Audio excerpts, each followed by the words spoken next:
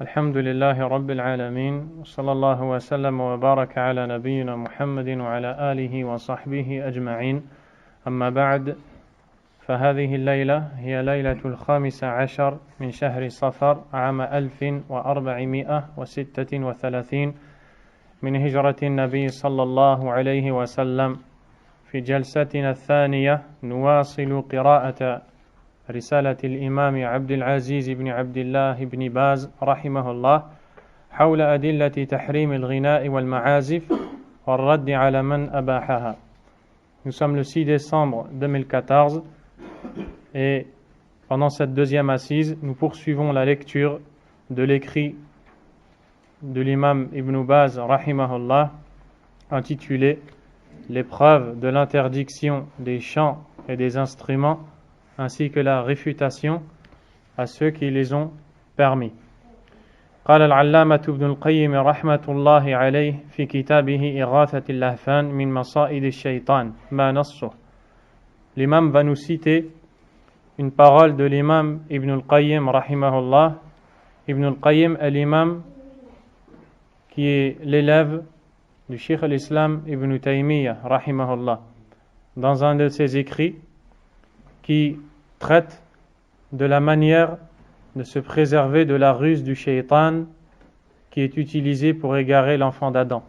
Dans ce même livre, l'auteur dit وَمِنْ مَكَائِدِ عَدُوِّ اللَّهِ وَمَصَائِدِهِ التي كاد بها من قل نصيبه من العلم والعقل والدين وصاد بها قلوب الجاهلين والمبطلين سماع المكاء والتصدية والغناء بالآلات المحرمة ليصد القلوب عن القرآن ويجعلها عاكفة على الفسوق والعصيان فهو قرآن الشيطان والحجاب الكثيف عن القرآن وهو رقية اللواط والزنا وبه ينال الفاسق من معشوقه غاية المنى كاد به الشيطان النفوس المبطلة وحسنه لها مكرا وغرورا وأوحى إليها الشبه الباطلة على حسنه فقبلت وحيه واتخذت لأجله القرآن مهجورا. Ibn al-Qayyim rahimahullah ta'ala fait une exhortation et dit qu'il fait partie des ruses employées par l'ennemi d'Allah, Iblis, à l'égard de ceux dont la religiosité, le raisonnement et la science est faible. Il fait partie des ruses de Shaitan envers ces gens-là afin de faire dévier leur cœur, de les faire écouter ces distractions qui sont les applaudissements, les sifflements, les chants avec les instruments qui sont interdits. Donc ceci est une ruse du Shaitan. Pour quel but? L'imam dit afin de faire dévier le cœur du Coran. Et ceci est une réalité. Tu ne verras pas la personne qui aime la musique, ces chants et toutes ces distractions, tu ne verras pas cette personne attachée au Coran. C'est impossible. Nous parlons de vécu, de choses que nous voyons et connaissons tous les jours. Et il est étonnant de voir que l'individu qui accompagne l'auteur de la séquence vidéo à laquelle nous répondons ici en montrant les arguments du Coran et de la Sunna, lorsqu'ils disent que c'est un argument simpliste que de dire que le Coran ne peut pas cohabiter avec la musique dans le cœur. On pourrait penser que cette parole est légère. Elle n'est pas aussi légère que ça. Car qui sont ceux qui ont dit que le Coran ne peut pas habiter dans le cœur, ne peut pas cohabiter dans le cœur avec la musique et les chants? Ceux qui sont connus pour leur crainte d'Allah, ceux qui connaissent Allah tabaraka wa ta'ala avec ses noms, ses attributs, ceux qui connaissent la religion d'Allah dans ses détails, ceux qui ont passé des dizaines et des dizaines et des dizaines d'années à la quête de la science religieuse. Après ces études, ces longues études, comme l'imam Ibn al-Qayyim rahimahullah, et avant lui, les compagnons du prophète alayhi salatu wassalam, ainsi que les tabi'un, la deuxième génération, puis atba'u tabi'in, la troisième génération. Tous ces gens-là disent que le Coran ne peut pas cohabiter dans le cœur avec la musique. Vient ensuite un individu qui efface toutes ces paroles en disant que c'est un discours simpliste. Wala hawla wala quwwata illa billah. Nous disons, ceux qui sont connus pour la science, la profondeur de leur connaissance religieuse, ceux qui nous ont enseigné qui est Allah, avec ses noms, ses attributs, comme l'imam Ibn Taymiyyah rahimahullah, l'imam Ibn al-Qayyim, l'imam Ibn Kathir, l'imam al-Zahabi et autres parmi les élèves d'Ibn Taymiyyah rahimahullah, ceux qui sont les auteurs des meilleurs livres de l'islam. Ibn Kathir, un des meilleurs tafsirs du Coran, al-Zahabi, un des meilleurs livres d'histoire, Ibn al-Qayyim, celui qui a été surnommé par les savants Tabib al-Qulub, le médecin des cœurs, dont les écrits sont répandus dans la Oumma largement et sont très connus. Ces savants-là et autres disent que le Coran ne peut pas cohabiter dans le cœur avec la musique. Bien sûr, après avoir entendu les preuves du Coran et de la Sunna que la musique est interdite. Puis vient une personne dire le contraire. Et Allah guide qui il veut et il égare qui il veut. Ibn al-Qayyim rahimahullah dit que Shaitan utilise cette ruse, l'écoute de ces distractions mauvaises, et fait en sorte que les gens se recueillent devant ces choses-là, les écoutent, ceci afin de désobéir à Allah. Puis il a donné comme surnom à cette musique, à ces chants, Coran ou Shaitan, le Coran du diable. Al-Kathifu anil Qur'an, Al-Hijab al-Kathifu anil Qur'an, le voile épais qui vient se mettre entre l'individu et le Coran. La ruqya, l'incantation qui peut pousser à l'homosexualité ou bien à la fornication. Et le shaitan a rusé en embellissant ces choses-là au regard des gens. Et ainsi, il les a trompés, puis les gens les ont suivis malheureusement. Ensuite, il a cité des vers poétiques que nous allons passer. Puis, Ibn Baz rahimahullah dit وَلَمْ يَزَلْ أَنصَارُ الْإِسْلَامِ وَأَئِمَّةُ الْهُدَى تَصِيحُ بِهَؤُلَاءِ مِنْ أَقْطَارِ الْأَرْضِ وَتُحَذِّرُ مِنْ سُلُوكِ سَبِيلِهِمْ وَاقْتِفَاءِ آثَارِهِمْ مِنْ جَمِيعِ طَوَائِفِ الْمِلَّةِ. C'est donc la fin de la parole d'Ibn al-Qayyim. Ce n'est pas Ibn Baz qui parle. Il dit, les secoureurs de l'islam parmi les imams de la guidée n'ont cessé d'élever leur voix, peu importe le pays où ils se trouvaient, pour mettre en garde les gens, les croyants, car c'est leur devoir de montrer la vérité aux croyants. Ils levaient leur voix pour mettre en garde les fidèles, les croyants, contre le suivi de ces voix du diable. Après cela, l'imam Ibn Baz rahimahullah va citer des ambiguïtés émises par ces gens-là, ceux qui rendent licite la musique, puis il va y répondre. Écoutez bien attentivement et voyez combien est profonde la science des savants de la sunna. Shubhatun batila wa raddu alayha. Ambiguïté erronée, et l'ambiguïté n'est qu'erronée, et la réponse à celle-ci. زعم أبو تراب تبعا لابن حزم أن قوله سبحانه ومن الناس من يشتري لهو الحديث ليضل عن سبيل الله بغير علم ويتخذها هزوا دليل على أن مشتري لهو الحديث من الأغاني والملاهي لا يستحق الذم إلا إذا اشتراها لقصد الضلال أو الإضلال أما من اشتراها للترفيه والترويح عن نفسه فلا بأس في ذلك. L'auteur de l'article auquel répond Ibn Baz, le dénommé Abu Turab, qui suit d'ailleurs l'imam Ibn Hazm dans ce jugement de la musique, a prétendu au sujet de la parole d'Allah, le verset 6 de Surat Luqman, ce qui veut dire, et parmi les gens, il y en a qui achètent des plaisants discours pour égarer les gens du chemin d'Allah sans science et pour prendre en moquerie le chemin d'Allah. Abu Turab et ses semblables disent que ceci est une preuve que celui qui achète ces plaisants discours, que ce soit les chants ou les instruments de distraction, ne mérite pas de reproche si il n'a pas pour intention de s'égarer ou d'égarer les gens. Et si il l'achète, ce plaisant discours, pour se faire du bien, se détendre, se reposer, ceci est licite. Mais la personne qui est blâmée est celui qui achète ce plaisant discours afin d'égarer les gens ou de s'égarer lui-même.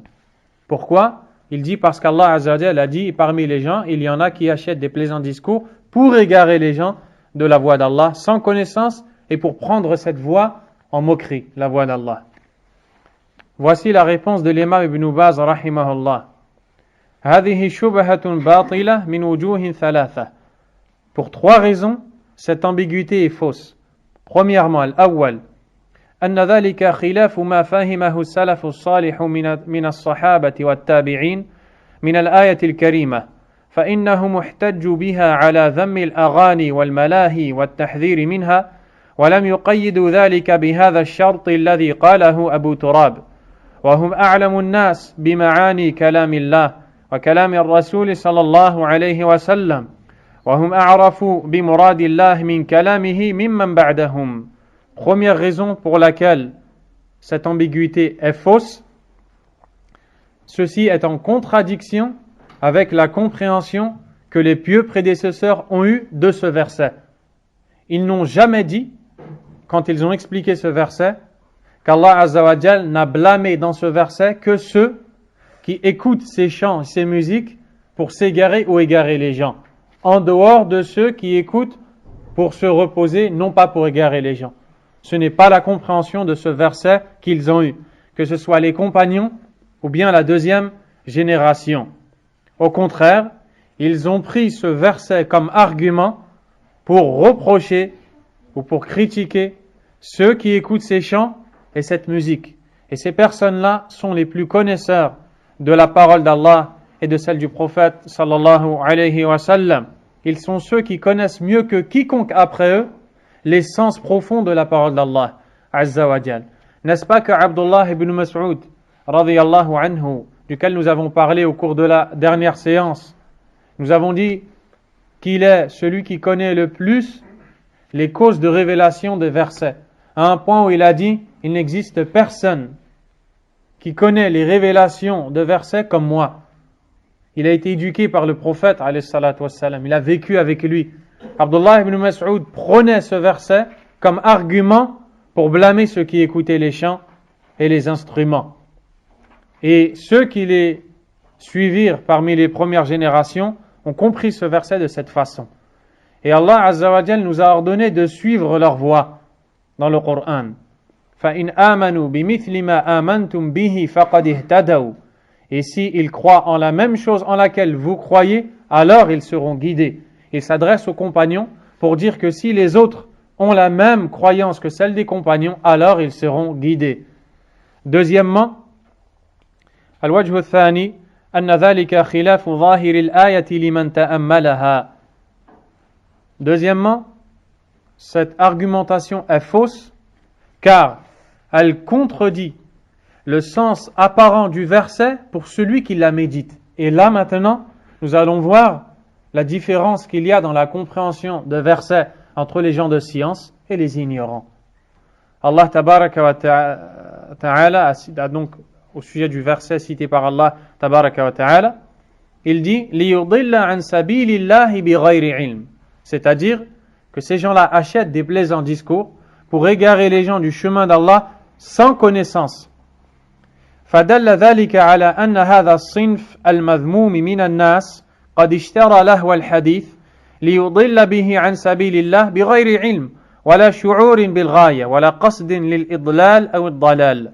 Ceci nous prouve que ceux qui sont blâmés dans le Coran, dans ce verset, et qui ont acheté ces plaisants discours, ceux qui chantent, qui écoutent les chanteurs, qui écoutent la musique et qui rendent licite la musique, tous ces gens-là qui ont été blâmés, Allah Azza wa Jalla a dit qu'ils le font pour égarer les gens sans connaissance. C'est-à-dire dans la finalité de ce qu'ils font, c'est qu'à la fin, ils vont égarer les gens sans savoir qu'ils égarent les gens et sans s'en rendre compte et sans se rendre compte du mal qu'ils sont en train de faire.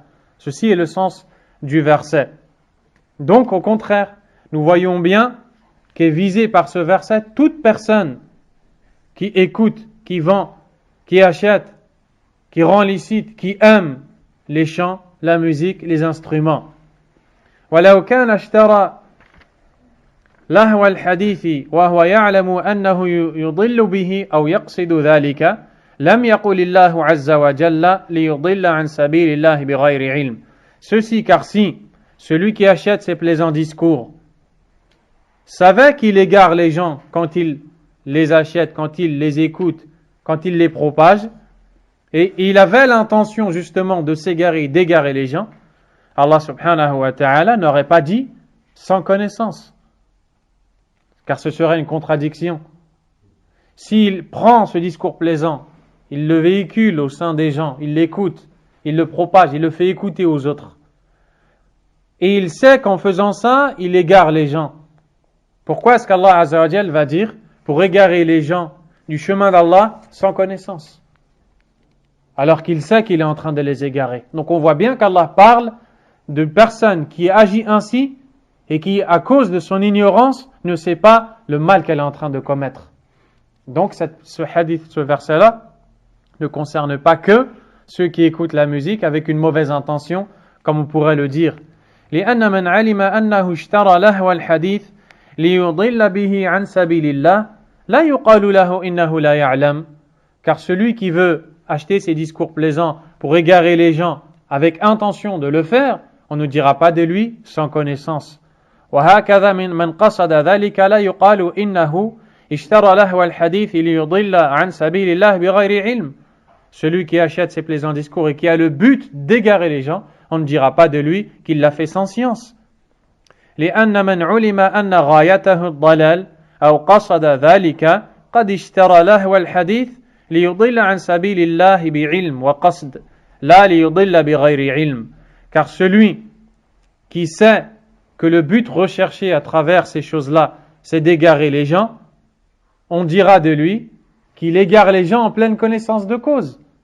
Donc ici, ceux qui achètent les plaisants discours et qui sont visés par Allah Azza wa Jal ne sont pas que ceux qui le font avec une mauvaise intention. Jeudi, Allah Tabaraka wa Ta'ala a cité dans Surat Al-Baqarah ceux qui s'adonnent à la sorcellerie, qui apprennent la sorcellerie, qui la vendent, qui l'achètent ou autre. Il dit وَلَقَدْ عَلِمُوا لَمَنِ اشْتَرَاهُ مَا لَهُ فِي الْآخِرَةِ مِنْ خَلَقٍ. Surat Al-Baqarah, Allah Azza wa Jalla a dit, et ceux qui l'ont acheté ont certes su, ils ont su qu'ils n'auront aucune part dans l'au-delà. Donc ici, Allah Azza wa Jalla a utilisé le même terme, ishtira, l'achat, et l'achat, ce qui est voulu, peut-être l'achat financier, le fait de rendre licite, le fait d'aimer, le fait de propager et toutes ces choses-là. Celui qui l'a acheté, la sorcellerie, sait pertinemment que celui qui s'y adonne n'aura aucune part dans l'au-delà, c'est-à-dire de hasanat. Regardez maintenant ici, Allah Azza wa Jalla nous dit que eux, ceux qui s'adonnent à la sorcellerie, le savent. Ils connaissent le mal qu'ils font. Pourquoi est-ce qu'Allah Azza wa Jalla n'a pas dit bighayri ilm? Allah Azza wa Jalla n'a pas dit au sujet de ceux qui commettent la sorcellerie sans connaissance. Sans connaissance, car ici, ceux qui le font le savent. Donc dans le verset où on parle des chants, on ne parle pas que de ceux qui savent. Vous avez compris? Ibn Baz dit فَتَأَمَّلْ وَتَنَبَّهْ أَيُّهَا الْقَارِئُ الْكَرِيمُ يَتَّضِحُ لَكَ الْحَقِّ. Médite donc, ô cher lecteur, te dit l'imam Ibn Baz, toute la vérité va s'éclaircir devant toi. وعليه تكون اللام في قوله ليضل عن سبيل الله لام العاقبة لا أو لام التعليل أي تعليل الأمر القدري ذكره الحافظ ابن كثير وغيره. Et nous voyons la profondeur de la science des savants de la sunna et que lorsqu'ils parlent, ils ne parlent pas pour plaire aux gens. Ils ne parlent pas à la recherche d'un bien mondain. Ils ne parlent que dans un seul but, une seule intention, secourir la vérité avec laquelle Allah nous a donné l'ordre de l'adorer. et de suivre son prophète sallallahu alayhi wa sallam, en dépit de la version de quiconque parmi les gens. Ibn Baz rahimahullah dit que la particule lam dans le Coran, li, qui signifie pour, lorsqu'il dit liyudilla an sabilillah, pour égarer les gens de la voie d'Allah, ce pour ici, cette particule lam, signifie lam al-aqiba, c'est-à-dire qu'elle est utilisée pour montrer la conséquence de cet acte. C'est-à-dire que quand Allah a dit pour égarer les gens du chemin d'Allah, il a voulu dire que ces gens-là qui s'adonnent à la musique, au chant, qui l'écoutent, qui l'achètent, qui la vendent et autres, la finalité de leurs actes, la conséquence, c'est qu'ils égareront les gens et s'égareront du chemin d'Allah Azza wa Jal.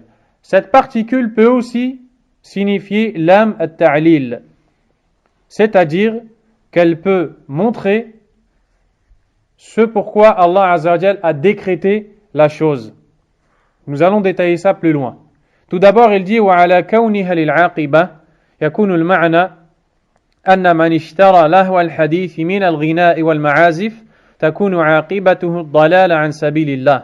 Si nous disons que cette particule lam, li, qui veut dire pour, lorsqu'on dit pour égarer les gens, signifie la finalité de la chose, la conséquence, alors cela voudra dire que celui qui achète ces plaisants discours parmi les chants et les instruments, la conséquence néfaste en sera l'égarement du chemin d'Allah, puis l'égarement des autres.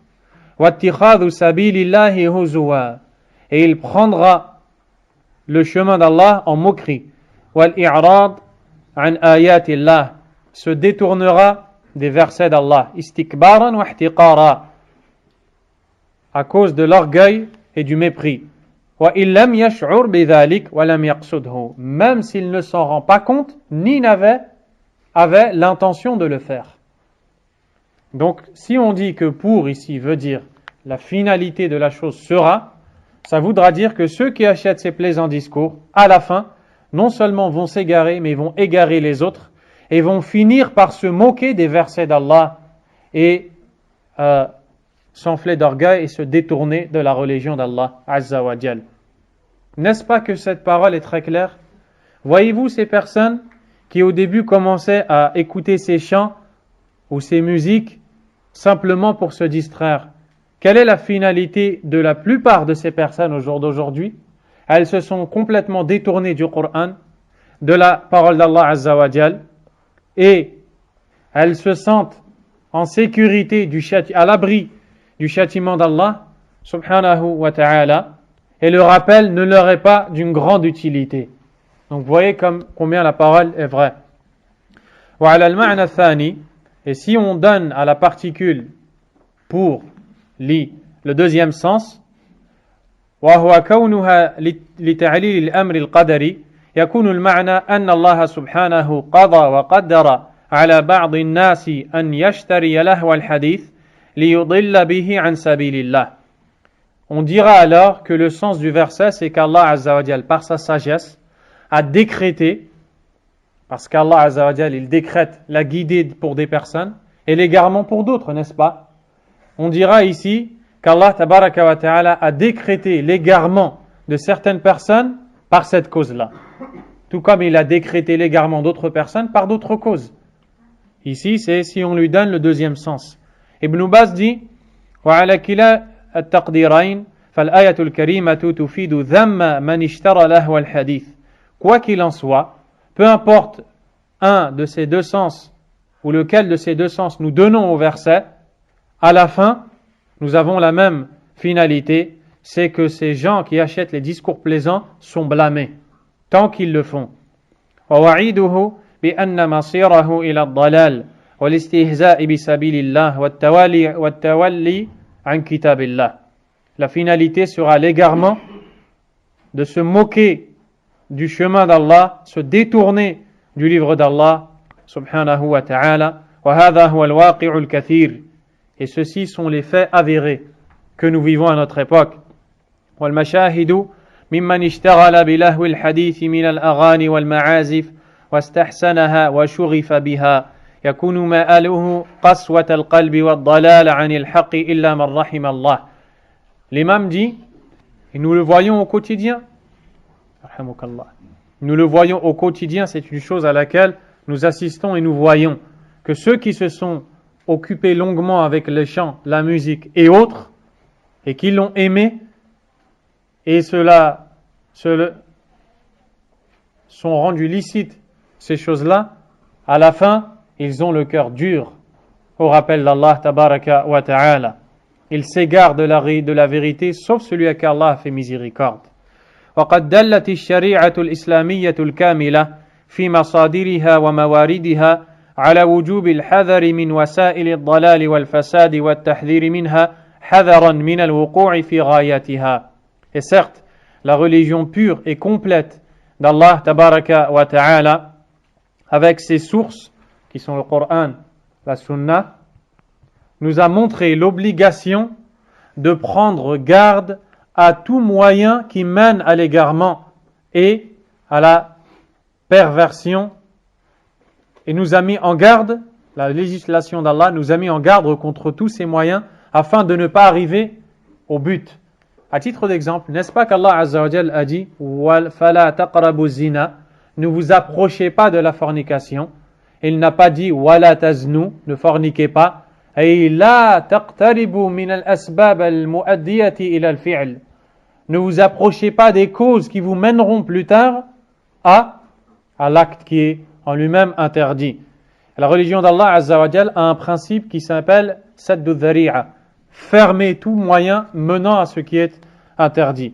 Il va nous donner des exemples. كما نهى النبي صلى الله عليه وسلم عن شرب القليل الذي لا يسكر حذرا من الوقوع في المسكر حيث قال عليه الصلاة والسلام ما أسكر كثيره فقليله حرام. Le prophète عليه الصلاة والسلام nous a interdit de boire en petite quantité ce qui enivre en grande quantité. Pourquoi? De peur de tomber dans ce qui va enivrer à la fin.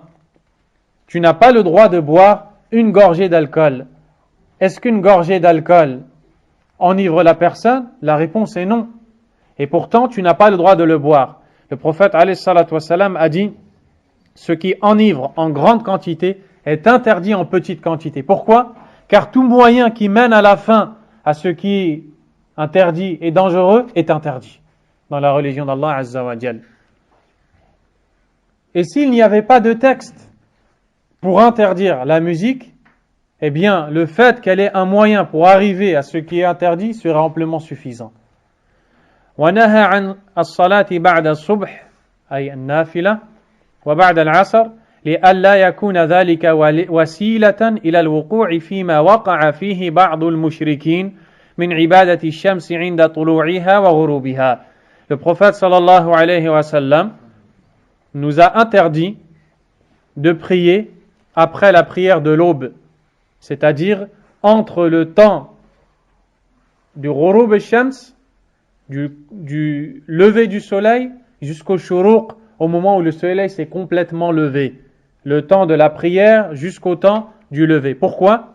Il nous l'a aussi interdit après l'asr, afin que cela ne devienne pas un moyen nous poussant à tomber dans ce dans quoi sont tombés les adorateurs du soleil, qui utilisaient ces deux temps, celui du lever et celui du coucher, pour se prosterner devant le soleil. Eh bien, pour ne pas ressembler à ces gens-là, et ne pas se prosterner au moment où eux se prosternent, pour plus tard peut-être devenir comme eux, le prophète alayhi salatu wassalam a fermé toutes les portes et nous a dit de ne pas prier pendant ces deux temps. وَنَظَائِرُ ذَلِكَ كَثِيرًا يَعْرِفُهَا مَنْ لَهُ أَدْنَى عِلْمٍ بِالشَّرِيعَةِ الْمُطَهَّرَةِ وَاللَّهُ الْمُسْتَعَانِ.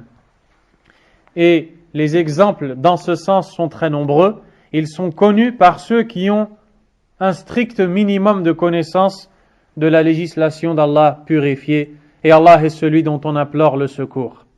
La troisième raison pour laquelle l'ambiguïté est fausse, الوجه الثالث أنه لو كان الذم مختصا بمن اشترى لهو الحديث لقصد الضلال أو الإضلال لم يكن في تنصيص الرب عز وجل على لهو الحديث فائدة. C'est de dire que si le blâme dans ce verset, et parmi les gens, il y en a qui, jusqu'à la fin, si le blâme dans ce verset était dirigé que à ceux qui achètent ces plaisants discours, qui écoutent la musique, simplement pour s'égarer ou égarer les autres, eh bien, il n'y aurait aucun intérêt à parler du plaisant discours. Car tout ce qui va être utilisé pour égarer les gens est blâmé. Tout ce qui va être utilisé pour s'égarer ou égarer les autres va être blâmé par Allah tabaraka wa ta'ala. Pourquoi alors ne citer que les plaisants discours ici? لأن الذم حينئذ لا يختص به.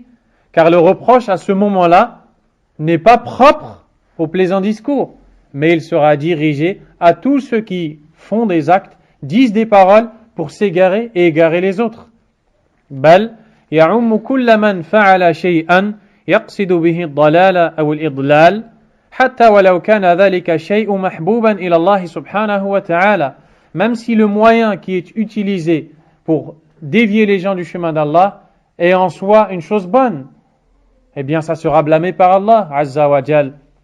كمن اشترى مصحفا يقصد به التلبيس على الناس وإضلالهم. Comme celui qui prend le mushaf, le Coran, avec lequel il essaie de ruser avec les gens, avec pour intention de les égarer. Il prend le Coran, il lit le Coran et lui donne des autres sens que ceux voulus par Allah Azza wa Jal. Prendre le Coran est bon, lire le Coran est bon, mais il a pris ce moyen pour égarer les gens. Eh bien, pour lui, prendre le Coran est blâmé par Allah Azza wa Jal à cause de la raison qui l'a poussé à prendre le Coran. Donc, pourquoi ne citer que le plaisant discours? Pour blâmer ceux qui égarent les autres, si c'était ce qui est voulu, comme l'ont dit ces gens-là. Est-ce que vous avez compris ici? فإن المصحف محبوب إلى الله لاشتماله على كلامه عز وجل ولكنه سبحانه لا يحب من عباده أن يشتروه للتلبيس والإضلال وإنما يشترى للاهتداء والتوجيه إلى الخير. Et le Coran, le mushaf, est aimé par Allah en raison de ce qu'il contient comme parole d'Allah, exalté soit-il. Mais Allah Azza wa Jal n'aime pas de ses serviteurs qu'ils s'en servent pour égarer les gens et les dévier. Au contraire, il veut d'eux qu'ils soient utilisés pour orienter les gens vers la droiture. وقد اعترف ابن حزم وأبو تراب بهذا الوجه وزعم أن الآية تختص بهذا الصنف.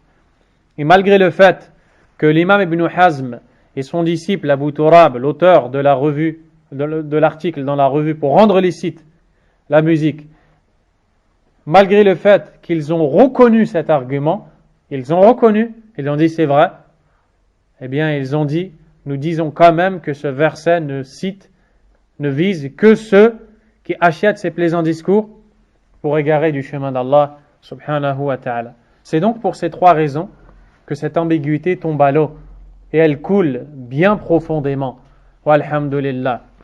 J'entends l'individu qui est présent devant ce chanteur dire au sujet du tafsir de Abdullah ibn Mas'ud radiyallahu anhu qui a dit Allah Azza wa Jal a voulu parler du chant.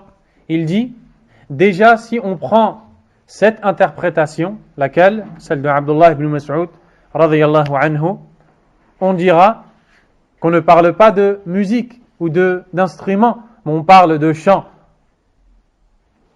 Donc, il a voulu dire que Abdullah ibn Mas'ud radiyallahu anhu, si on prend son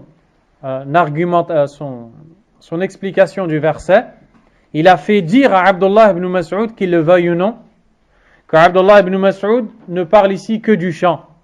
Subhanallah. Et donc il dit, la question, c'est la question des instruments. Ici, il ne parle pas des instruments. Deuxièmement, il dit, si on prend cette explication, celle de Abdullah ibn Mas'ud, on rendra tout interdit. La hawla wa la quwwata illa billah. Nous disons, l'imam Abdullah ibn Mas'ud, le noble compagnon du prophète sallallahu alayhi wa sallam, rend interdit tout ce qu'Allah rend interdit. Il rend interdit tout ce que le prophète rend interdit, sallallahu alayhi wa sallam, n'en déplaise à quiconque. Premièrement. Deuxièmement, de dire que l'argument n'est pas bon puisque il ne parle pas d'instruments, or nous parlons des instruments, nous disons, comment as-tu pu passer à côté de ce qui est plus clair que le soleil en plein milieu de la journée? Si Abdullah ibn Mas'ud radiyallahu anhu ne parle que des chants ici, il les réprimande. Que va dire Abdullah ibn Mas'ud si ces chants sont accompagnés d'instruments? Ça sera encore bien plus grave. Regardez, ne passe à côté de ça que celui qui a été privé de la bonne compréhension, car au lieu de suivre les pieux prédécesseurs dans la compréhension du Coran, eh bien, il suit autre chose. Donc, nous disons à ce personnage, crains ton Créateur, et arrête de faire dire aux compagnons ce qu'ils ne disent pas, et arrête de donner aux gens une compréhension autre que ce qu'Allah a voulu de nous, du Coran et de la Sunna. وهو خطأ بين وعدول بالآية عن معناها الصحيح وإضاعة لمعناها الأكمل. Ibn Baz rahimahullah dit, ceci est une erreur évidente et c'est un abandon du sens apparent du Coran. فعرفت أيها القارئ الكريم من هذه الأوجه الثلاثة كشف شبهة أبي تراب وبطلانها واتضح لك أن الآية الكريمة حجة ظاهرة على ذم الأغاني والملاهي وتحريمها وأنها وسيلة للضلال والإضلال والسخرية بسبيل الله والإعراض عن كتابه وإن لم يشعر مشتروها بذلك وهذا هو الذي فهمه السلف الصالح من الآية الكريمة وهم أولى بالاتباع رضي الله عنهم. Ibn Baz dit, tu viens de voir, ô lecteur, à travers ces trois arguments, que cette ambiguïté émise par Abu Turab est caduque. Et le verset vient de devenir clair devant toi. Tu viens de voir que c'est une preuve claire et apparente quant aux reproches et aux blâmes des chants, des instruments de distraction et l'interdiction de ces choses-là. Et tu viens de voir que c'est un moyen menant à l'égarement, à prendre en moquerie le chemin d'Allah, à se détourner du livre d'Allah, même si ceux qui s'y adonnent ne s'en rendent pas compte. Cette compréhension est celle qu'ont eu les pieux prédécesseurs et ils sont plus à même d'être suivis. Walhamdulillah. وسبق لك كشف شبهة أبي تراب في تعلقه بحديث الجاريتين وكشف شبهته الأخرى في تعلقه بحديث أبي مسعود البدري وصاحبيه في الرخصة لهم في الغناء وقت العرس. Tout comme tu viens de voir la dissipation des ambiguïtés émises par Abu Turab lorsqu'il a argumenté pour rendre licite les chants, la musique, en disant que les deux jeunes filles ont chanté chez le prophète sallallahu alayhi wa sallam et que certains compagnons ont chanté à l'occasion d'un mariage et on ne leur a pas fait de reproches. Vous avez vu les deux filles qui ont chanté chez le prophète alayhi salatu wa sallam. Abu Bakr est arrivé et il a dit Mizmar min mazamir al-shaytan inda al-nabi sallallahu alayhi wa sallam, une flûte des flûtes du diable chez le prophète sallallahu alayhi wa sallam. Le prophète lui a dit laisse-les, c'est un jour de fête. Il dit donc c'est une preuve que c'est permis. Nous disons tu as fait encore une fois erreur. Pourquoi? Parce que tu vois bien que de ce hadith nous comprenons que chez les compagnons c'est ancré dans leur cœur et c'est connu qu'un chant, une musique et toutes ces choses-là c'est blâmé à un point où ils appelaient ces choses-là la flûte du diable. Et le prophète alayhi salatu wa salam n'a pas dit à ce compagnon ne dis pas que c'est la flûte du diable. Et si ce n'était pas le cas, ou s'il fallait dire cette chose, le prophète l'aurait dit. Mais il l'a dit, on les laisse aujourd'hui parce que c'est l'Eid, avec des limites et des conditions. Car ces jeunes filles chantaient les mérites des compagnons qui combattaient en compagnie du prophète sallallahu alayhi wa sallam. Donc avec ces conditions-là, il leur a dit, on est un jour de fête, laisse-les faire ce chant. Ce qui prouve que autre que ça est interdit. Et aussi l'histoire des compagnons qui élevaient leur voix avec des chants dans une occasion de mariage. Ils ont dit, le prophète nous a permis dans cette occasion de faire ce qu'on fait. Ce qui veut dire que, en dehors de cette occasion, le prophète ne nous l'a pas permis, sallallahu alayhi wa sallam. وأوضحنا فيما تقدم أن الحديثين المذكورين حجة ظاهرة على أبي تراب وإمامه ابن حزم في النهي عن الأغاني والمنع منها لا على جوازها. Nous venons d'éclaircir le fait que ces versets sont une preuve évidente et claire quant à l'interdiction des chants et des instruments, contrairement à ce qu'ont dit ces gens-là. Walhamdulillahi alladhi bi ni'matihi tatimmu s-salihat. Loué soit Allah, celui par lequel les bonnes choses se terminent. Il dit: وقد تكلم العلامة ابن القيم رحمه الله على الآية المتقدمة وهي قوله تعالى: ومن الناس من يشتري لهو الحديث. قال: هو الرجل يشتري الجارية تغنيه ليلا ونهارا.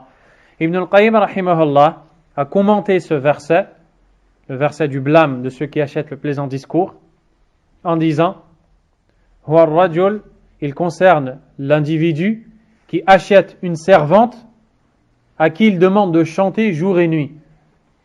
Donc c'est le bien le chant aussi dont on parle. Donc vous voyez que les savants, je vais vous donner, on va lire d'autres paroles, que les savants ne disent pas, contrairement à ces gens-là qui pensent régler ces questions avec une intervention vidéo en apparence, et on leur donne le nom de cheikh ou de tel et tel statut, puis ils pensent qu'avec une vidéo, il va régler une chose qui a été jugée par la majorité des savants, parmi les 4 imams, les compagnons et autres, comme illicite. Ils pensent qu'il va faire une vidéo et dire l'affaire est classée, en réalité ce n'est pas illicite. Nous disons si, c'est illicite. Walhamdulillah. وقال ابن النجيح عن مجاهد: هو اشتراء المغني والمغنية بالمال الكثير والاستماع إليه وإلى مثله من الباطل. Un autre a rapporté selon Mujahid, un grand imam du exégète du Coran, que ce verset concerne celui qui achète un chanteur ou une chanteuse avec beaucoup d'argent, puis qui se met à écouter ses paroles ou toute parole fausse. وهذا قول مكحول, c'est aussi la parole de Makhul, un grand imam du tafsir. وهذا اختيار أبي إسحاق أيضا, c'est aussi l'avis choisi par Abu Ishaq, un grand imam.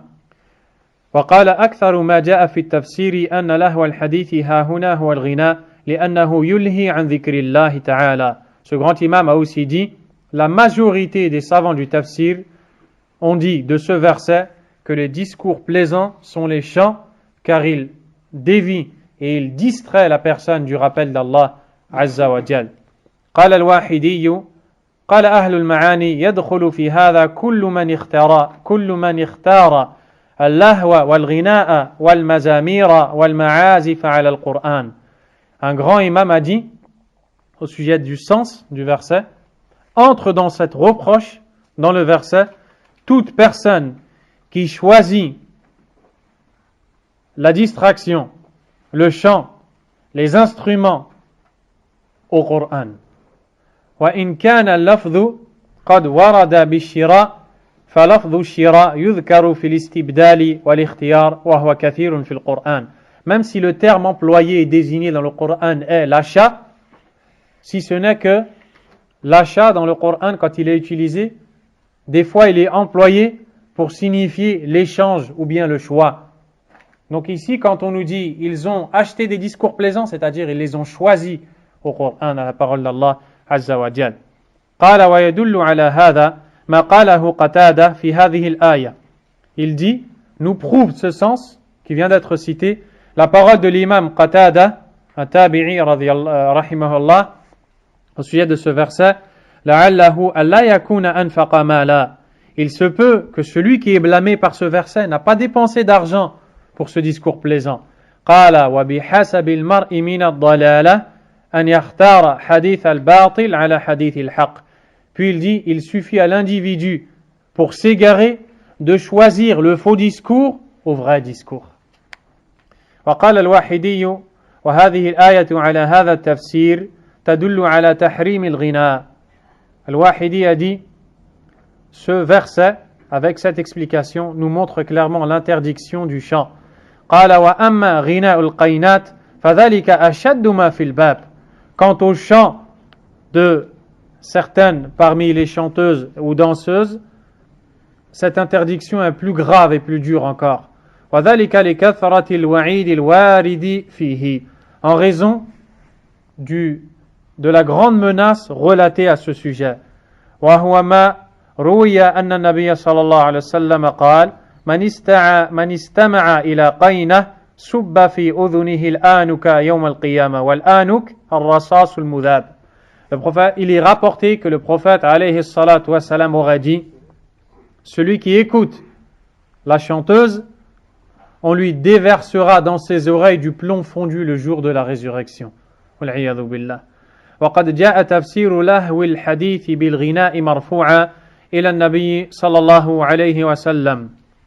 Et on a également apporté l'explication du plaisant discours comme étant le chant du prophète sallallahu alayhi wa sallam. Vous allez voir qu'ici, la narration va être discutable, l'authenticité va être discutable, mais vous comprendrez pourquoi il va citer cet argument. Il dit: ففي مسند الإمام أحمد ومسند عبد الله بن الزبير الحميدي وجامع الترمذي من حديث أبي أمامة والسياق للترمذي أن النبي صلى الله عليه وسلم قال: لا تبيعوا القينات ولا تشتروهن ولا تعلموهن ولا خير في تجارة فيهن وثمنهن حرام. Il est rapporté que le prophète a dit ce qui veut dire: ne vendez pas ces chanteuses, ne les achetez pas non plus, ne leur enseignez pas. Il n'y a pas de bien dans un commerce où elles se trouvent. Et leur prix est illicite. En gagner de l'argent est illicite. وفي مثل هذا نزلت هذه الآية. Et c'est à ce sujet que le verset a été révélé. ومن الناس من يشتري لهو الحديث. Le verset qui blâme le chant. وهذا الحديث وإن كان مداره على عبيد الله بن زحر عن علي بن يزيد الأهلاني عن القاسم فعبيد الله بن زحر ثقة والقاسم ثقة وعلي ضعيف إلا أن للحديث شواهد ومتابعات سنذكرها إن شاء الله تعالى. Il dit, en résumé, bien que le hadith est discutable en raison de la présence parmi les narrateurs d'un dénommé Ali qui est jugé faible, eh bien, malgré ceci, il existe d'autres variantes du hadith qui viennent renforcer son degré d'authenticité. ويكفي تفسير الصحابة والتابعين للهو الحديث بأنه الغناء. Et il dit, et il est suffisant de prendre l'explication de ce verset donné par les compagnons et les suiveurs pour dire que c'est le chant. فقد صح ذلك عن ابن عباس وابن مسعود.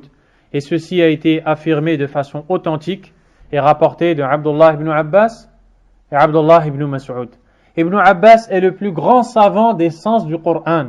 Ibn Mas'ud est le plus grand savant des causes de révélation du Coran.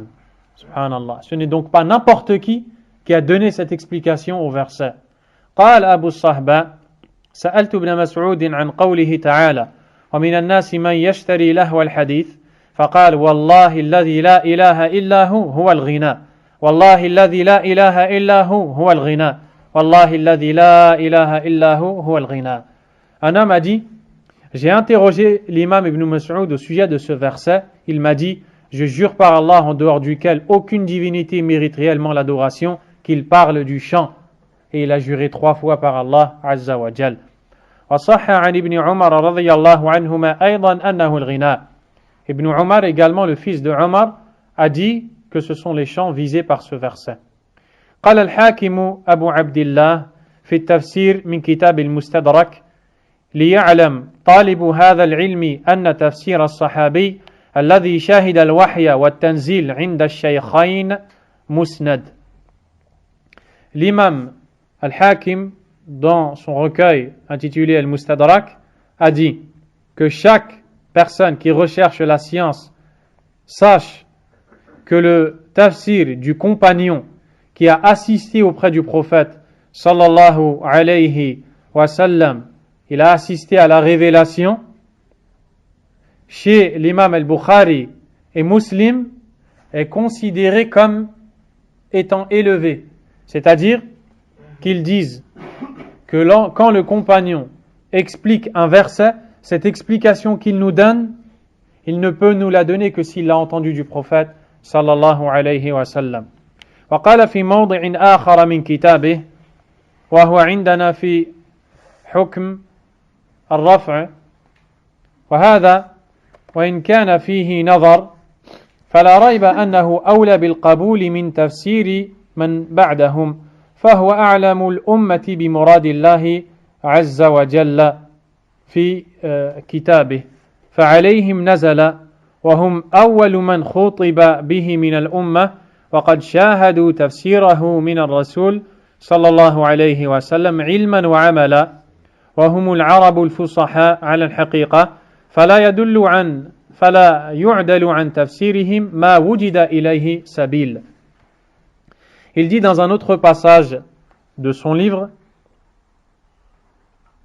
que ceci a pour nous le même statut que si le prophète l'avait dit, alayhi salatu wassalam. Même si ceci peut être discutable, nul doute chez nous que ce qui est plus à même d'être accepté, c'est bien le tafsir du compagnon. C'est bien le tafsir du compagnon. Car les compagnons sont ceux qui connaissent le plus le sens de la parole d'Allah, tabaraka wa ta'ala. Car c'est vers eux qu'est descendue cette révélation. Et ce sont les premiers auxquels Allah Azza wa Jal s'est adressé. Ils ont écouté le prophète et ont pris la science de lui. Ils ont pris la science de lui, ils ont étudié de lui, sallallahu alayhi wa sallam. Ils sont des Arabes qui sont éloquents et qui connaissent l'essence de la parole. Ainsi, on ne laisse jamais les explications des compagnons tant que ceci est possible. Tant qu'il est possible de ne pas délaisser la parole du compagnon dans l'explication, eh bien on le fait. ولا تعارض بين تفسير لهو الحديث بالغناء وتفسيره بأخبار الأعاجم وملوكها وملوك الروم ونحو ذلك مما كان النضر بن الحارث يحدث به أهل مكة يشغلهم به عن القرآن فكلاهما لهو الحديث. Il n'y a pas de contradiction entre cette explication et l'explication de ceux qui ont dit que les plaisants discours sont les paroles qui étaient comme des chants ou autres récités par des hommes issus du peuple des Byzantins, Ar-Rum, avec lesquels ils parlaient aux gens de Mecca pour les détourner du Coran. Au lieu qu'ils écoutent le Coran, eux venaient devant eux et leur racontaient des histoires. Il dit il n'y a pas de contradiction entre ces deux explications puisque ces deux choses-là sont un moyen qui fait dévier du Coran et sont un discours plaisant. ولهذا قال ابن عباس لهو الحديث الباطل والغناء. C'est pour cela qu'Ibn Abbas radiyallahu anhu a dit le plaisant discours c'est toute parole fausse ainsi que les chants. فمن الصحابة من ذكر هذا ومنهم من ذكر الآخر ومنهم من جمعها. Il existe des compagnons qui ont expliqué le plaisant discours par le chant, d'autres par les paroles caduques, d'autres qui ont assemblé toutes les paroles.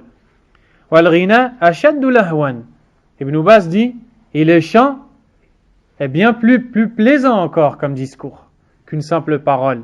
وَأَعْظَمُ ضَرَرًا مِنْ أَحَادِيثِ الْمُلُوكِ وَأَخْبَارِهِمْ. Et bien plus dangereux et nuisible que les paroles de ces gens, les moulouk. فَإِنَّهُ رُقْيَةُ الزِّنَا. Car le chant, c'est comme une incantation qui amène à la fornication. وَمُنْبِتْ النِّفَاقِ. Et fait pousser l'hypocrisie dans le cœur. وَشِرْكُ الشَّيْطَانِ. C'est le polythéisme du diable. وَخَمْرَةُ الْعَقْلِ. C'est ce qui recouvre la raison. وَصَدُّهُ عَنِ الْقُرْآنِ أَعْظَمُ مِنْ صَدِّ غَيْرِهِ مِنَ الْكَلَامِ الْبَاطِلِ. Et la déviance qui va découler de l'écoute de la musique est bien plus grave que celle qui va découler de l'écoute d'autre chose parmi les plaisants discours. لِشِدَّةِ مَيْلِ النُّفُوسِ إِلَيْهِ وَرَغْبَتِهَا فِيهِ. En raison du grand penchant que les âmes ont vers justement la musique et les instruments. N'est-ce pas que vous voyez des personnes qui peuvent changer complètement de comportement juste à cause d'une musique? Elle peut passer du stade du calme à l'excitation la plus totale. À cause de quoi? À cause de cette musique. Car certes, il y a quelque chose qui est plaisant dedans. Ibn Taymiyyah, rahimahullah ta'ala, a dit fi kulli batil shay'un mahboub wa shay'un min al-haq. Il existe dans toute chose fausse une chose qui est aimée, une chose qui à la base est aimée par l'âme et qui est vraie. Mais Allah Azza wa Jal, le diable, Shaitan, va enjoliver tout ce qui est mauvais en se servant du peu. Et c'est ce qu'on retrouve dans le Coran quand Allah Azza wa Jal dit alaykum salam yas'alunaka 'anil khamri wal maisir. Il t'interroge au sujet du vin et des jeux de hasard. Qul fihima ithmun kabir, dit, il s'y trouve un grand péché wa manafi'u lin-nas, et des utilités pour les gens.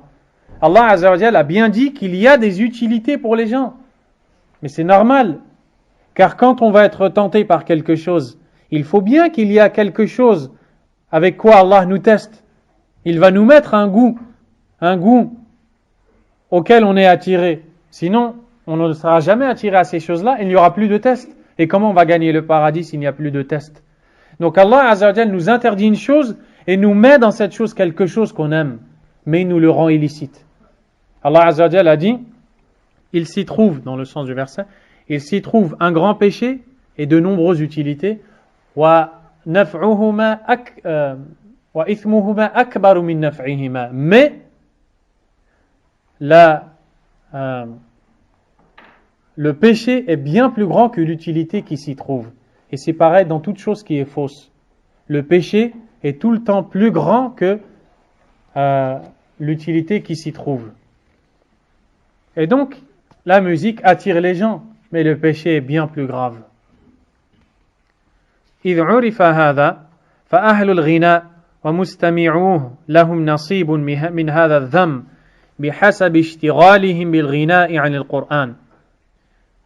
Ceci étant conclu et compris, il dit, sachez que les gens qui écoutent les chants et qui chantent ont une part de ce reproche fait par Allah dans ce verset, parce que ils ont pris le temps et l'ont donné dans les chants au lieu de le donner dans le Coran. Même s'ils n'ont pas pris la totalité du reproche qui est fait par Allah Azza wa Jal, eh bien au minimum ils ont pris une part, ils sont concernés par ce blâme. فإن الآيات تضمنت ذم من استبدل لهو الحديث بالقرآن. Car le verset blâme et vient reprocher celui qui a échangé le Coran avec le discours plaisant. ليضل عن سبيل الله بغير علم, afin d'avoir comme finalité d'égarer les gens du chemin d'Allah sans connaissance, sans s'en rendre compte, comme vous venez de l'entendre. وَيَتَّخِذَهَا هُزُوًا, et aussi prendre en moquerie le chemin d'Allah. وَإِذَا يُتْلَى عَلَيْهِ الْقُرْآنُ وَلَّى مُسْتَكْبِرًا, puis quand on va lui réciter le Coran, il tournera le dos plein d'orgueil. كَأَن لَّمْ يَسْمَعْهُ, comme s'il ne l'avait jamais entendu. كَأَنَّ فِي أُذُنَيْهِ وَقْرًا, comme si que ses oreilles étaient bouchées. وَهُوَ الثِّقَلُ وَالصَّمَمُ, comme si qu'il y avait une lourdeur et une sourdité dans leurs oreilles. وَإِذَا عَلِمَ مِنْهُ شَيْئًا اسْتَهْزَأَ بِهِ, et lorsqu'il entendra quelque chose de ce Coran, il le prendra à la moquerie. فَمَجْمُوعُ هَذَا لَا يَقَعُ إِلَّا مِنْ أَعْظَمِ النَّاسِ كُفْرًا وَإِنْ وَقَعَ بَعْضُهُ لِلْمُغَنِّينَ وَمُسْتَمِعِيهِمْ فَلَهُمْ حِصَّةٌ وَنَصِيبٌ مِنْ هَذَا الذَّمِّ. Donc celui qui a réuni toutes ces choses-là, sans aucun doute, cela fait partie de la plus grande mécréance. Mais celui qui n'a pas réuni toutes ces choses-là, alors il a une part du péché. يوضحه, ce qui va suivre va éclaircir ce sens. أنك لا تجد أحدا عني بالغناء وسماع آلاته إلا وفيه ضلال عن طريق الهدى علما وعملا. Éclaircis ce qu'on vient de dire, le fait que tu ne trouveras jamais quelqu'un, écoutez bien cette parole, tu ne trouveras jamais quelqu'un qui a donné son temps dans le chant et l'écoute des instruments, tu ne trouveras jamais quelqu'un qui est dans un tel état, exempt d'égarement dans le chemin d'Allah, que ce soit dans la science ou dans les actes. Les gens qui s'adonnent à ces musiques, à ces chants, tu trouveras toujours en eux un égarement dans la religion d'Allah, une mauvaise compréhension, un égarement, un mauvais comportement, une mauvaise mise en pratique. C'est normal. Ils n'ont pas donné assez de temps au Coran. وَفِيهِ رَغْبَةٌ عَنْ اسْتِمَاعِ الْقُرْآنِ إِلَى اسْتِمَاعِ الْغِنَى. Et tu verras chez ces gens-là qu'ils ressentiront en eux une lassitude. Ils en auront marre d'écouter le Coran. Et ils voudront écouter plus la musique et les chants. C'est pour ça que quand tu mets le Coran à un jeune, par exemple, il dit « je ne comprends pas ». Et pourtant, il écoute la musique qu'il ne comprend pas. Et avec cette parole, je reviens à ce chanteur qui dit que la musique est licite. Tu sais très bien que les jeunes écoutent la musique et qu'ils ne la comprennent pas. Et quand on leur dit écouter le Coran, ils disent on ne comprend pas. Réponds donc à cette question. Pourquoi ils écoutent la musique alors qu'ils ne la comprennent pas? Ils n'écoutent pas le Coran sous prétexte qu'ils ne le comprennent pas. Je répondrai et je dirai, c'est parce que celui qui s'attache à la musique se détache du Coran. Et c'est la seule et unique réponse à cette question. بحيث إذا عرض له سماع الغناء وسماع القرآن عدل عن هذا إلى ذاك. Ainsi, si on lui proposera l'écoute du Coran et l'écoute de la musique, il va esquiver l'écoute du Coran et aller vers l'écoute de la musique. وثقل عليه سماع القرآن. Et l'écoute du Coran deviendra lourde pour lui. وربما حمله الحال على أن يسكت القارئ. Il se peut même qu'ils disent au récitateur d'arrêter ou bien qu'il stoppe le disque qui est en cours. C'est vrai ou pas? Il dit وَيَسْتَطِيلُ قِرَاءَتَهُ. Et il trouve longue la récitation. Il est pressé de passer à autre chose.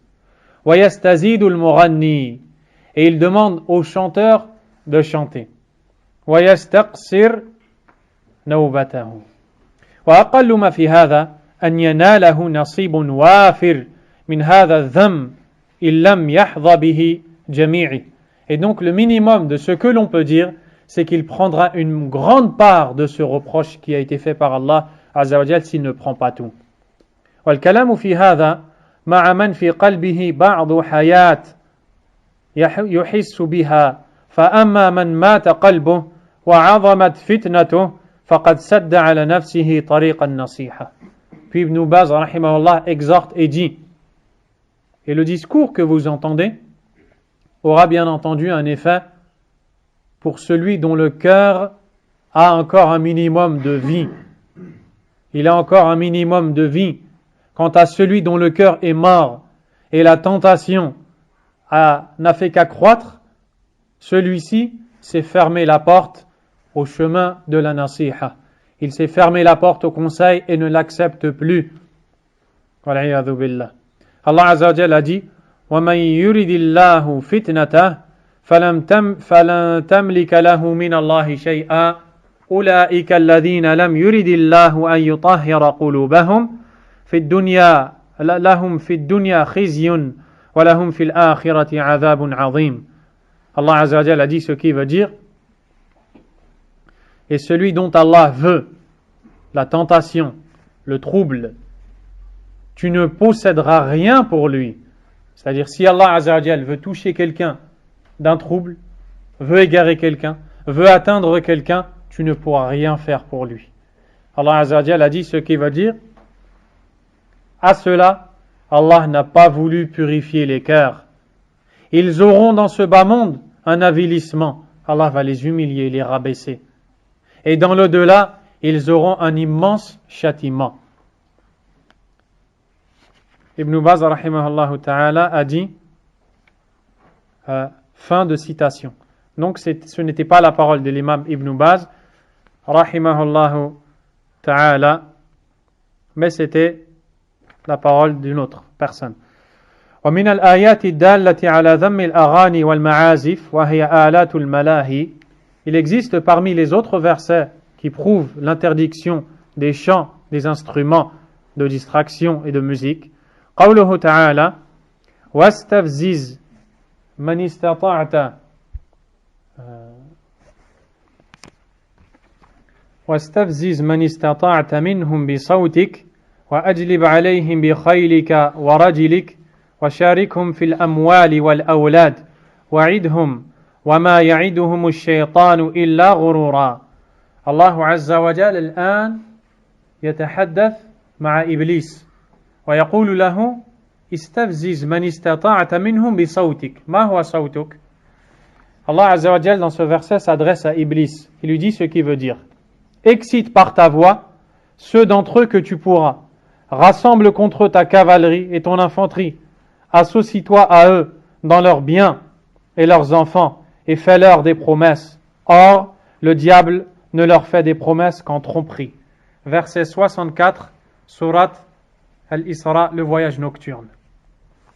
De quoi est-ce qu'Allah Azza wa Jal parle lorsqu'il parle à Iblis et lui dit « Excite-les par ta voix » ? Eh bien, c'est ce que nous allons voir. Wa qawluhu, également l'autre verset, وَالَّذِينَ لَا يَشْهَدُونَ الزُّورَ وَإِذَا مَرُّوا بِاللَّغْوِ مَرُّوا كِرَامًا. Ceux qui ne donnent pas de faux témoignages et qui, lorsqu'ils passent auprès d'une frivolité, s'en écartent noblement. Az-zur, la frivolité. On va voir ce qui va être voulu ici dans ce verset. Ibn Baz dit وقد فسرت الصوت والزور بالغناء وآلات الملاهي. La voix du diable dans le premier verset, la frivolité dans le deuxième verset, ces deux mots ont été expliqués comme étant le chant et les instruments. وفسر الصوت أيضا بكل صوت يدعو إلى باطل. Également la voix a été expliqué comme étant toute voix qui appelle à un mal et à un faux. N'est-ce pas que la musique appelle à un mal et à un faux? وَفُسِّرَ الزُّورُ بِكُلِّ مُنْكَرٍ. Certains ont dit que la frivolité ici, c'est toute chose réprimandable. وَلَا مُنَافَاةَ بَيْنَ التَّفَاسِيرِ. Il n'y a pas de contradiction entre toutes ces explications. وَمَدْلُولُ الْآيَتَيْنِ يَعُمُّ ذَلِكَ كُلَّهُ. Car le sens des deux versets englobe toutes ces choses-là. وَلَا رَيْبَ أَنَّ الْأَغَانِيَ وَالْمَلَاهِيَ مِنْ أَقْبَحِ الزُّورِ. Sans le moindre doute, les chants et les instruments font partie des frivolités les plus laides et mauvaises. وَمِنْ أَخْبَثِ أَصْوَاتِ الشَّيْطَانِ. Et des voix les plus mauvaises du diable. لِمَا يَتَرَتَّبُ عَلَيْهَا مِنْ قَسْوَةِ الْقُلُوبِ. En raison de ce qui va découler comme dureté des cœurs. وَصَدِّهَا عَنْ ذِكْرِ اللَّهِ وَعَنِ الْقُرْآنِ. Et du fait que ces instruments et ces musiques vont dévier les cœurs du Coran et du rappel d'Allah. بل وعن جميع الطاعات إلا من رحم الله كما قد سلف بيان ذلك, comme vous venez de le voir précédemment. وأما الأحاديث الواردة في ذم الأغاني والملاهي فكثيرة. Quant aux hadiths relatés dans le reproche et le blâme pour le chant et les instruments, ils sont nombreux. وأصحها ما رواه البخاري في صحيحه. Le plus authentique, celui qui est rapporté par l'imam al-Bukhari dans son recueil. حيث قال, وقال, lorsqu'il dit, je vous lis directement, وقال هشام بن عمار حدثنا صدقة بن خالد حدثنا عبد الرحمن بن يزيد بن جابر حدثنا عطية بن قيس الكلابي حدثني عبد الرحمن بن غنم الأشعري قال حدثني أبو عامر وأبو مالك الأشعري والله ما كذبني أنه سمع النبي صلى الله عليه وسلم يقول ليكونن من أمتي أقوام يستحلون الحر الزنا والحرير والخمر والمعازف وهو صريح في ذم مستحل المعازف حيث قرنهم مع مستحل الزنا والخمر والحرير. Il dit, le hadith est rapporté par l'imam al-Bukhari rahimahullah, selon un tabi'i qui rapporte, je vous raccourcis la chaîne de narrateur et on vous parlera de cette chaîne plus loin inchallah, selon le tabi'i qui rapporte selon le compagnon en disant, et wallah il ne m'a pas menti, il m'a dit, j'ai entendu le prophète sallallahu alayhi wa sallam dire, certainement il viendra des peuples de ma communauté qui rendront licite la fornication, la soie, les boissons enivrantes et les instruments. Ibn Baz dit, ce texte est clair car il reproche, il fait un reproche, il blâme ceux qui rendront licites les instruments du fait qu'il les a joints à la musique, à la fornication, à la soie et aux boissons enivrantes. Toutes ces choses sont illicites. L'individu qui essaie d'argumenter pour ce hadith dit, malheureusement encore une fois à cause du manque de connaissance de la sunna, il dit, premièrement, dans ce hadith, il n'y a pas d'interdiction quant à la musique et au chant. Car il dit qu'on voit al-khabar ou al-insha. C'est une information et ce n'est pas un ordre ou un interdit direct qu'a donné le prophète alayhi salatu wassalam. De quoi est-ce qu'il parle? Pour que vous compreniez correctement, il existe des textes qui sont des akhbar, des informations, d'autres qui sont dits insha. C'est-à-dire que dans ces textes, on formule une interdiction ou bien un ordre. Comme par exemple des textes où le prophète sallallahu alayhi wa sallam dit il va se passer telle et telle chose. On ne dira pas forcément que telle et telle chose qui va se passer est interdite. Sauf s'il y a un indice, un autre hadith qui est directement clair, ou autre parmi les textes qui vient nous montrer que cette chose qui va se passer est illicite. Je vous donne un exemple. Je n'ai pas d'exemple tout de suite, mais le principe est compris. Lorsque le prophète nous parle des choses qui arriveront vers la fin des temps, eh bien, il nous dit qu'il se passera telle et telle chose. Le fait qu'il dit que cette chose va se passer à la fin des temps ne veut pas dire directement que cette chose est interdite.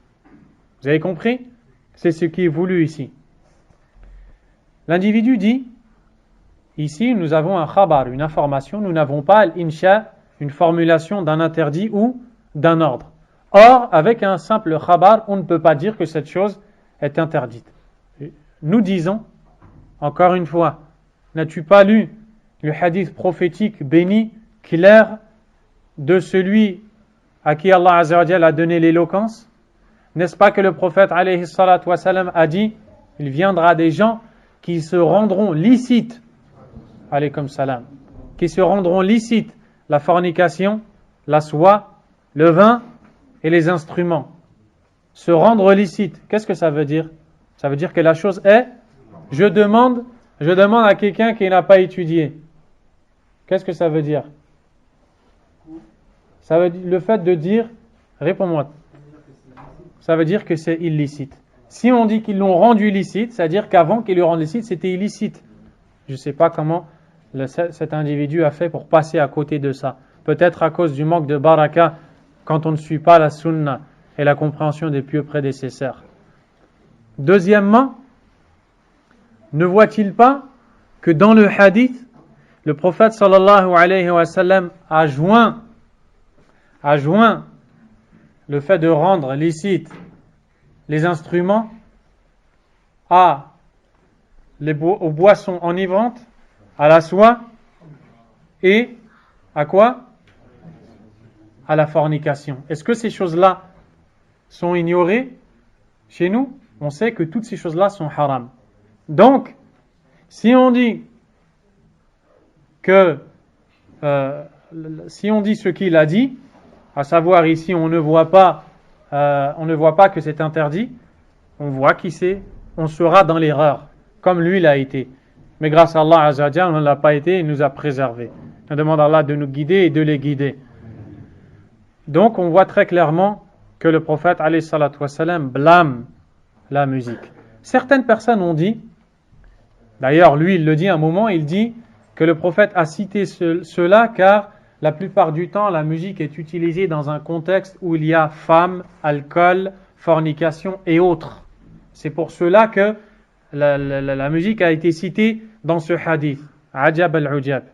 Ô combien est étonnant ce commentaire et cette explication. Donc, si on comprend ce qu'il dit, ça veut dire que lorsque la musique n'est pas dans le milieu où il y a le vin, la fornication, zina et la soie, alors c'est licite. Si tu me dis oui, je te dis eh bien alors le vin quand il n'y est pas avec les femmes, la soie et la fornication, il est licite. Tu me diras non, c'est différent, car il y a des textes qui interdisent le vin. Je te dirai, tout comme il y a des textes qui interdisent la musique. Walhamdulillahi ala sunnah. Ibn Baz dit وحجة ظاهرة في تحريم استعمال المعازف وهي آلات الملاهي كالطنبور والعود والطبل وغير ذلك من آلات الملاهي. Ce hadith est donc une preuve apparente et évidente quant à l'interdiction de l'utilisation des instruments musicaux comme le tambour, comme la flûte, le bois et autres parmi les instruments. وقد أجمع أهل اللغة على تفسير المعازف بآلات الملاهي. Les savants de la langue arabe sont unanimes pour expliquer le mot ma'azif cité dans le hadith comme étant les instruments de distraction. وما ذاك إلا لما يترتب عليها من قسوة القلوب ومرضها واشتغالها عن الصلاة والقرآن. Et ce reproche a été fait par le prophète sallallahu alayhi wa sallam en raison de ce qui va découler de l'écoute de la musique et des chants, comme dureté des cœurs, comme maladie des cœurs, à un point où les gens vont s'occuper par la musique et délaisser la salat et le Coran. N'est-ce pas ce que l'on voit, subhanallah? N'est-ce pas ce que l'on voit, les jeunes qui ne prient pas et qui passent leur temps avec la musique? Imagine-toi un peu que ce jeune-là, au moment où il voulait se repentir, tombe sur ta vidéo. Et alors, il voit que tu lui dis que c'est licite. Il retourne à cette musique, il l'aime, il ne prie pas, il ne vient pas, il ne se repent pas. Tu auras été comme le brigand de la route, qui coupe la route aux voyageurs. Et toi, tu auras coupé la route aux voyageurs vers Allah, subhanahu wa ta'ala. وَإِذَا انضَمَّ إِلَيْهِ الْغِنَى صَارَ الْإِثْمُ أَكْبَرُ. Puis s'y ajoute le chant, alors le péché grandit. وَالْفَسَادُ أَعْظَمُ. Et la perversité plus grande. كَمَا سَيَأْتِي كَلَامُ أَهْلِ الْعِلْمِ فِي ذَلِكَ. Comme vous allez voir les paroles des savants dans ce domaine. وَقَدْ تَقَدَّمَ لَكَ بَعْضُهُ. Et donc tu viens d'en voir une partie. وأما الحر فيروى بالحاء المهملة والراء وهو الفرج والمراد الزنا. Ce qui est voulu par le mot الحر, c'est la fornication. ويروى بالخاء المعجمة والزاي وهو نوع من الحرير. Et il y a une autre variante où on lui met le point haut, à chaque lettre on lui met le point haut, ça change, ça devient le kha et le zay, et alors ça deviendra autre chose, une catégorie de soi. وقد أخذ علماء الإسلام بهذا الحديث وتلقوه بالقبول واحتجوا به على تحريم المعازف كلها. Les savants de l'islam ont pris ce hadith et l'ont reçu avec acceptation. Ils l'ont pris pour argument quant au caractère illicite de la musique. وقد أعله ابن حزم. Puis il va répondre à l'ambiguïté émise par ceux qui ont dit que ce hadith est faible. Écoutez bien, c'est très important. وقد أعله ابن حزم وأبو تراب بعده تقليدا له بأنه منقطع بين البخاري رحمه الله وبين شيخه هشام بن عمار لكونه لم يصرح بسماعه منه وإنما علقه عنه تعليقا. L'imam Ibn Hazm rahimahullah ainsi que son suiveur Abu Turab, l'auteur de la revue ainsi que son suiveur dans la vidéo et autres, ont dit que ce hadith est suspendu. On appelle ça dans la science du hadith, mustalah al-hadith, hadithun mu'allaq. Le hadith al-mu'allaq, hadith qui est dit suspendu, est un hadith qui est relaté par un imam du hadith, mais dont il y a une absence d'un narrateur, d'un rapporteur dans la chaîne de transmission. Je vais te faire une image pour que ça devienne plus facile. Je te donne une parole. Je te dis, demain, on sera dimanche. Le frère Suleiman entend ma parole. Il va la transmettre à Ibrahim. Ibrahim va la transmettre à Salim. Salim va la transmettre à Soufiane. Entre moi et Soufiane, il y a 3 personnes. Soufiane jusqu'à moi, toutes ces personnes sont les narrateurs, ruwatul hadith, ceux qui ont rapporté ce récit du prophète alayhi salatu wassalam. C'est-à-dire que le compagnon était avec lui, il a entendu le prophète, puis il est allé voir des gens, il leur a dit, ces gens-là ont été voir d'autres personnes et ainsi de suite. Cette chose-là, on appelle as-sanad, la chaîne de transmission. C'est avec la chaîne de transmission qu'on va étudier l'authenticité du hadith, et c'est la chaîne de transmission qui va nous permettre de juger authentique ou faible un hadith. Bien sûr, ce sont les savants dans le domaine qui sont aptes à le faire. Qu'est-ce qu'un hadith suspendu mu'allaq? C'est un hadith dans lequel il y a une absence d'un rapporteur.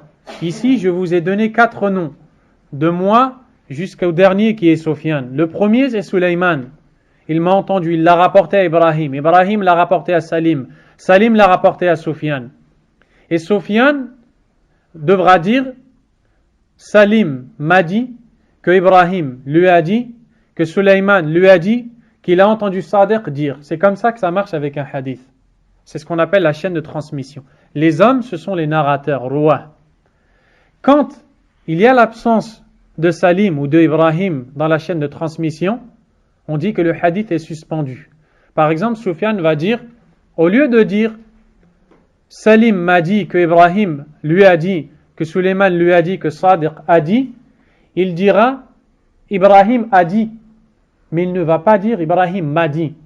Pourquoi? Car entre lui et Ibrahim, il y a quelqu'un et Soufiane ne l'a pas cité. Donc, qu'est-ce qui va se passer? Ce hadith va prendre un statut. On va dire il est mu'allaq, il est suspendu. Il est suspendu. Pour juger de son authenticité, il faudra étudier toutes les autres variantes du hadith. Car il se peut que pendant que j'ai parlé, Abdullah était présent. Et Abdullah, lui, va dire, j'ai entendu Salim me dire que Ibrahim a dit, que Suleiman a dit. Donc, qu'est-ce qu'il fait? Il va lier le hadith qui a été suspendu. Alors, le hadith va être authentique. Quand le hadith suspendu n'est pas lié, donc on ne sait pas qui est la personne dont le nom n'a pas été cité, on ne peut pas savoir si le hadith est authentique, car il se peut que la personne soit une menteuse, ou a inventé le hadith, ou autre chose, et alors le hadith va devenir faible à cause de cette suspension justement. Pour pouvoir dire que le hadith suspendu est faible, il faut d'abord étudier toutes les variantes du hadith. Car il se peut qu'avec d'autres variantes du hadith, on verra qu'un autre rapporteur a lié tous les narrateurs du hadith. Est-ce que c'est clair? Ibn Hazm, rahimahullah, dit que ce hadith est suspendu, car Al-Bukhari, rahimahullah, quand il l'a narré, il a dit, narraté, quand il l'a rapporté, il a dit, Waqala Hisham, et Hisham a dit, que un tel a rapporté jusqu'à arriver au prophète. Donc on voit qu'il n'a pas dit Hisham m'a rapporté. Hisham ibn Ammar. Donc ils ont dit entre l'imam al-Bukhari et Hisham, il y a un ou plusieurs individus dont on ne connaît pas les noms. On ne connaît donc pas leur état. On ne sait pas s'ils sont dignes de confiance, intègres. On ne peut pas juger le hadith authentique. Le hadith devient faible. C'est comme ça qu'a agi Ibn Hazm. À partir du moment où il a jugé faible, il a dit, ce n'est donc plus un argument en soi quant à l'interdiction de la musique. Ibn Baz dit وقد أخطأ ابن حزم في ذلك وأنكر عليه أهل العلم هذا القول. Je me permets de dire au présentateur de cette séquence vidéo qui la termine en disant méfions-nous de ce que nous pensons savoir. Je te dis, pensais-tu savoir ces choses-là? Ibn Hazm dit وقد أخطأ ابن باز nous dit وقد أخطأ ابن حزم في ذلك وأنكر عليه أهل العلم هذا القول. Les savants ont réprimandé l'imam Ibn Hazm lorsqu'il a dit que ce hadith est faible car il est suspendu. وخطأوه فيه, et on dit qu'il a fait erreur dans ce jugement لأن هشاما من شيوخ البخاري, car Hisham ibn Ammar, celui au sujet duquel al-Bukhari a dit Hisham a dit au lieu de dire Hisham m'a dit, ce qui laisse entendre que le hadith est suspendu, cet homme-là fait partie des professeurs de l'imam al-Bukhari. وَقَدْ عَلَّقَهُ عَنْهُ جَازِمًا بِهِ. Et l'imam al-Bukhari rahimahullah ta'ala a des fois dans son recueil, il suspend les hadiths pour plusieurs raisons. Ça peut être pour raccourcir la chaîne de transmission. Des fois, ça peut être parce que dans d'autres passages du même livre, il a cité toute la chaîne, alors il ne la cite pas tout le temps. Et ça peut être pour d'autres raisons. Ibn Baz rahimahullah ta'ala dit, l'imam al-Bukhari rahimahullah a suspendu le hadith, non pas à cause de tout ce que vous venez d'entendre, au contraire, il affirme que le hadith vient du prophète alayhi salatu wassalam. Il est authentique. وَقَدْ قَبِلَ مِنْهُ أَهْلُ الْعِلْمِ ذَلِكَ. Les gens de science l'ont accepté de lui.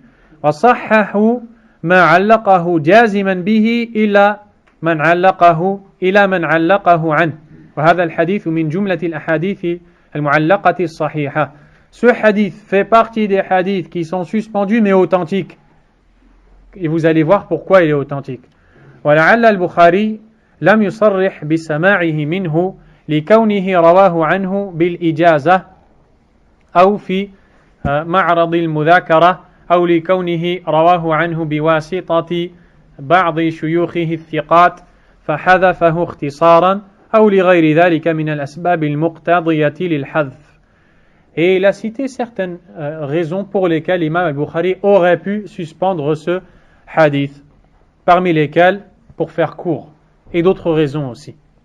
وعلى فرض انقطاعه بين البخاري وهشام, et supposons que le hadith est suspendu entre l'imam al-Bukhari et le rapporteur Hisham ibn Ammar, فقد رواه عنه غيره متصلا, autre que le Bukhari a rapporté ce hadith lié avec tous les noms des rapporteurs عن هشام ibn Ammar إلى آخر الإسناد. Il a rapporté à partir de Hisham ibn Ammar jusqu'au dernier.